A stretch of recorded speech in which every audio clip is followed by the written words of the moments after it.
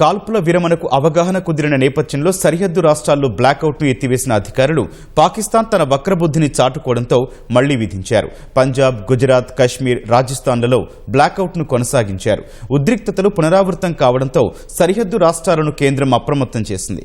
ఆయా రాష్ట్ర ప్రభుత్వాల ప్రధాన కార్యదర్శులతో కేంద్ర హోంశాఖ కార్యదర్శి గోవింద్ మోహన్ వీడియో కాన్ఫరెన్స్ నిర్వహించారు.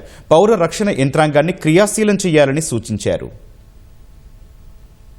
భారత్ పాకిస్తాన్ సైనిక కార్యకలాపాల డైరెక్టర్ జనరల్ డీజీఎంఓ స్థాయిలో జరిగిన చర్చల మేరకు కాల్పుల విరమణకు శనివారం కుదిరిన అవగాహన కొద్ది గంటల్లోనే ఉల్లంఘనకు గురైంది. వక్రబుద్ధిని వీడని పాకిస్తాన్ మళ్లీ దాడులకు తెగబడటంతో చల్లారిన ఉద్రిక్తతలు మళ్లీ రాజుకున్నాయి. దాయాది మళ్లీ డ్రోన్ దాడులకు పూనుకోవడంతో కేంద్రం అప్రమత్తమైంది. కాల్పుల విరమణకు అవగాహన కుదిరిందనే వార్తలతో పంజాబ్ సహా సరిహద్దు రాష్ట్రాల్లో తొలుత బ్లాకౌట్ ను తొలగించారు. అయితే దాడులు మళ్లీ ప్రారంభం కావడంతో వెంటనే చర్యలు చేపట్టారు. మళ్లీ బ్లాకౌట్ విధించారు. పంజాబ్లోని హోషియార్పూర్, ఫిరోజ్పూర్, ఫాజిల్కా, పఠాన్కోట్, పాటియాలా, మోగా, కపుర్తలా, ముక్తిసర్ సహా అనేక జిల్లాల్లో బ్లాకౌట్ ను పునరుద్ధరించారు. సైరన్ మోగించిన అధికారులు ఎవరూ భయపడొద్దని, పౌరుల రక్షణ కోసం అన్ని రకాల చర్యలు తీసుకున్నామని భరోసా కల్పించారు. పూర్తి స్థాయిలో లైట్లు ఆపేశారు. అవసరమైతేనే ఇంట్లో నుంచి బయటకు రావాలని స్థానిక పౌరులకు సూచించారు.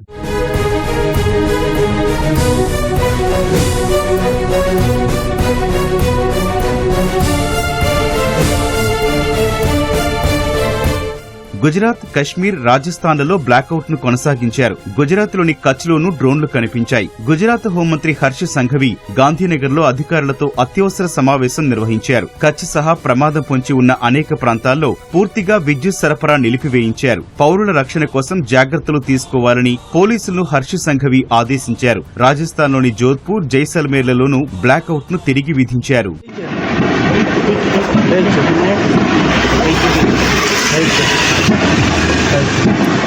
కాల్పుల విరమణ అవగాహనకు పాక్ తూట్లు పడవడంతో సరిహద్దు రాష్ట్రాలు అప్రమత్తంగా ఉండాలని కేంద్రం మరోసారి సూచించింది. శనివారం రాత్రి పాకిస్తాన్తో సరిహద్దు కలిగిన రాష్ట్రాల ప్రధాన కార్యదర్శులతో కేంద్ర హోంశాఖ కార్యదర్శి గోవింద్ మోహన్ వీడియో కాన్ఫరెన్స్ నిర్వహించారు. డ్రోన్ దాడులు లేదా కాల్పులు జరిగితే అప్రమత్తంగా ఉండాలని తెలిపారు. పౌర రక్షణ యంత్రాంగాన్ని పూర్తి స్థాయిలో సంసిద్ధుల్ని చేయాలని గోవింద్ మోహన్ స్పష్టం చేశారు.